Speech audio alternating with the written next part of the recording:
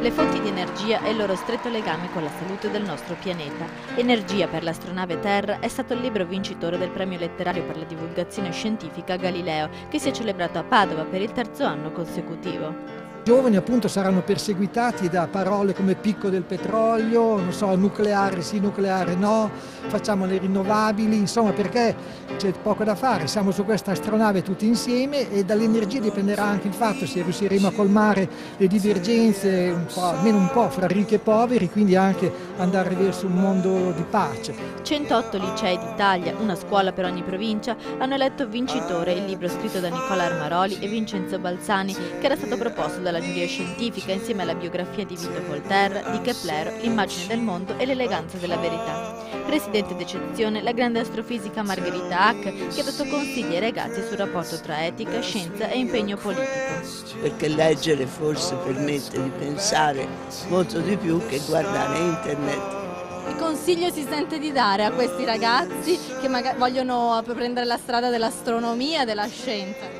Ma di avere costanza, di non scoraggiarsi davanti alle difficoltà, perché la scienza può essere molto bella, divertente, ma anche dura. Quindi... Allora, il mio cattivo esempio è che, come dire, sono rimasto fondamentalmente ignorante in termini scientifici e invece questo non va fatto. In un periodo, in una epoca come la nostra, un minimo di conoscenza scientifica per decodificare quello che sta avvenendo in termini di politiche energetiche, in termini di atteggiamenti, di comportamenti quotidiani.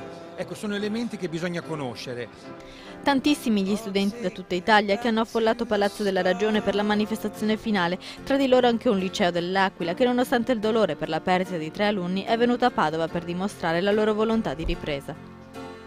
Ho letto solo alcuni dei libri perché c'è stato questo evento, il terremoto, che non ha fatto sì che potessimo leggerli tutti, e quello che mi è piaciuto di più personalmente è stato l'eleganza della verità di Ian Stewart. La manifestazione per noi significa molto, come per poterci esprimere come tutte le scuole d'Italia, ma anche per...